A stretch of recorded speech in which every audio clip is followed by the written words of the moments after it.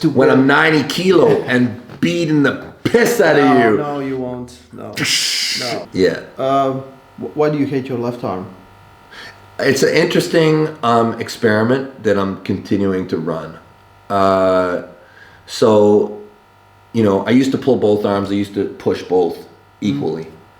And, you know, I'd say a big inspiration for the trip was Oleg. Oleg was a big inspiration just in trying to understand. But that's literally genetics. I know it's genetics. It's such a funny word these days, genetics. I think that even though someone has a certain kind of genetics, there's stuff that we can learn from that. It's about blood flow. You know, it's about blood flow and it's about investment.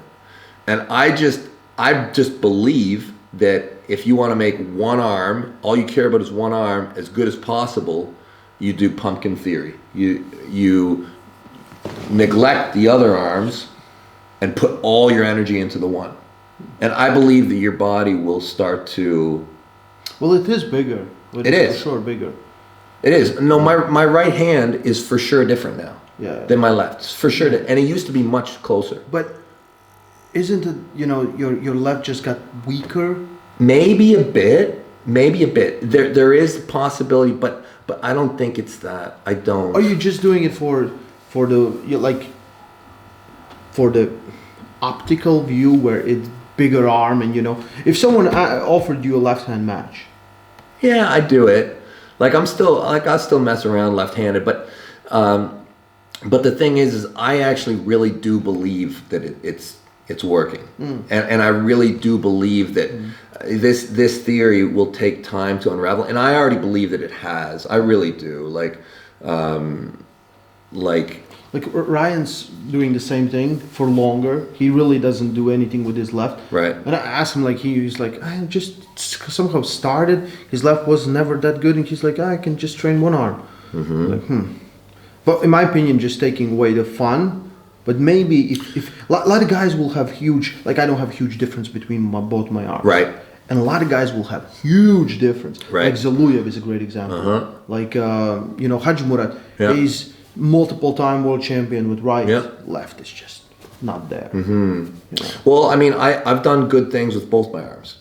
Yeah. You know, but I just really believed that if you want to make one as good as possible, and I just thought at my age, if I want to have a competitive shot at the highest peak, I need to make my resources go more into one. And that's why I call it the party arm. It's still here. It's still at the party.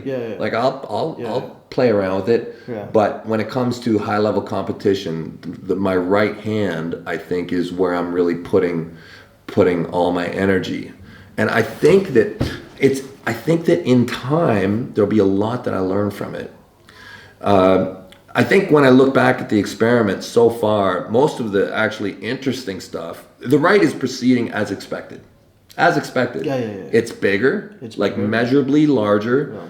The lifts are good. The conditioning is much better. Like when I practice on the table, my right hand conditioning, my right won't really tire. My left will get broken down by the end of practice. Yeah. But what I've learned the most about is how my left is really actually still pretty good.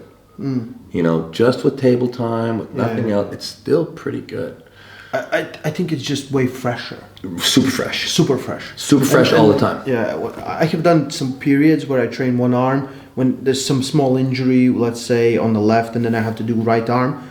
At the start, first training, this will get so tired so quickly because it's just there's no you rest and you usually you let the blood flow between them, you know, it's right.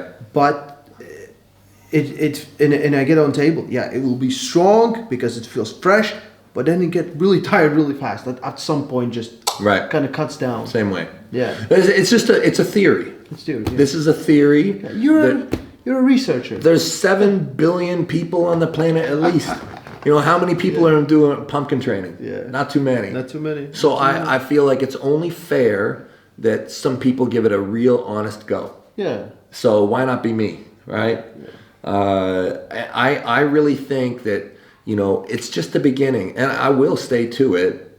I think that, you give this thing 5 or 10 years, look at me again when I'm 55 and see where it's at. See, the experiment will be I able can't to wait to see you just dragging your arm by the ground just like this. It's too when big. I'm 90 kilo and beating the piss out of you. No, you won't. No.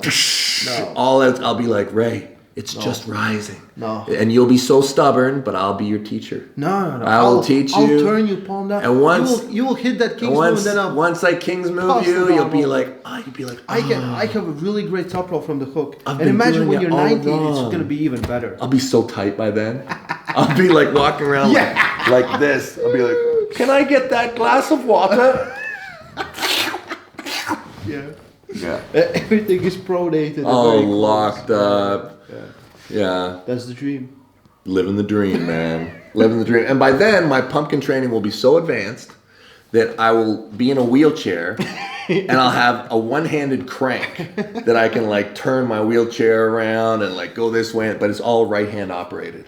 So I'll just lie in my chair and I'll drive around in my little chair. And then I'll come up That's and the I'll future for Devon get Larratt. propped up on the table and fall back. Fall back. Someone opens you. Living the dream, living the dream.